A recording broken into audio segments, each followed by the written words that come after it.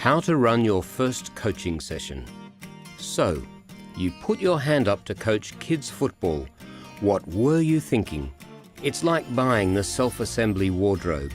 It seems like a good idea at the time, until you get home, open the box, and look on in dismay as the hundreds of similar-looking parts spill out across the garage floor. Coaching kids can be similar. Unless you're organised, you run the risk of having the kids running around like the parts from the wardrobe. This video is designed to help you, and like self-assembly instructions, if you approach coaching step by step, you're well on your way to helping the team win their own World Cup. Your role as the coach is to ensure your sessions are engaging, inclusive and fun, while at the same time helping the team develop their football skills. First things first, check the field where you're going to train. It should be well lit, free from debris, away from the road, and should pass the common sense safety test. Is there someone with first aid experience to help out? Don't forget about the weather. Be sensible. If you're uncomfortable, the kids definitely are. Avoid storms, snow and heat. How many kids are you expecting? Do you have a list with their parents' contact details? And do they have yours? There's always a parent who's running late for the end of session pickup. Don't forget tools, balls, clean bibs and cones to mark out any exercises. When it comes to coaching kids, there's either play or there's structure. The more you prepare, the better the structure of the session, and the more they'll learn and the more fun they'll have. Experience tells us that the best sessions have a beginning, a middle and an end. Or in other words, a warm-up, a practice and a game. People like to know what to expect, and kids are no different. Get the team together and quickly tell them the session is going to be split into these 3 parts.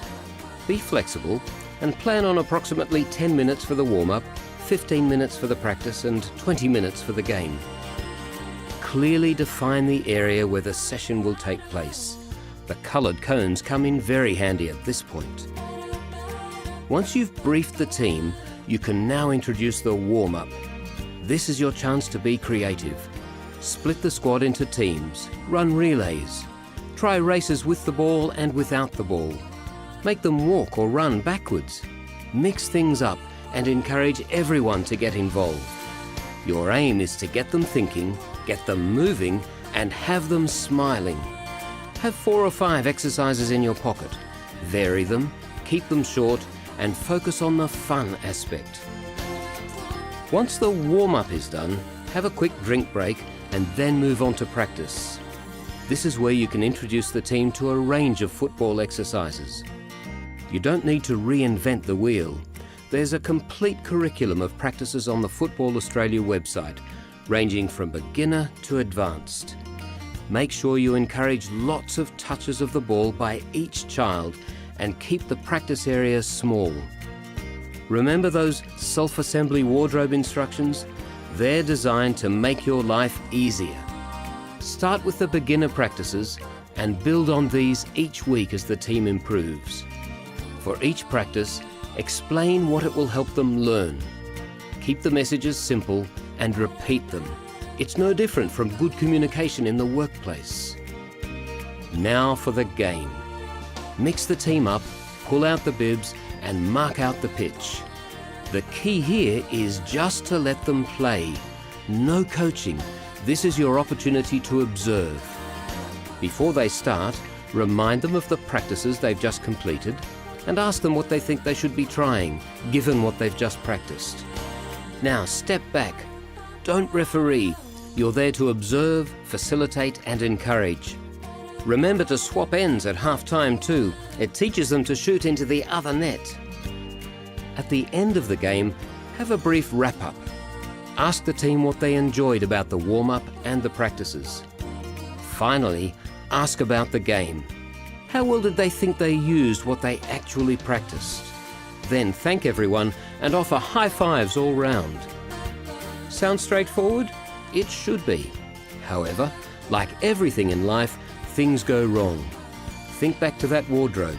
You get down to the last instruction and that last piece of timber just doesn't fit. If things don't go according to plan at any point in the session, let the kids keep playing while you think what you can change. We call this Change It, and it's a useful video in its own right. So, what type of session would you like to run? A session that the team and you enjoy, or a session where the nuts and bolts are spinning and rolling all over the garage floor? Remember the framework. Set up by ensuring you have a safe place to train and check you have all the tools you need.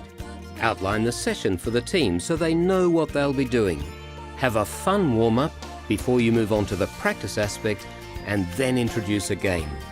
Make sure you wrap up by asking what they've enjoyed. And if things don't go according to plan, be prepared to change it for the next session.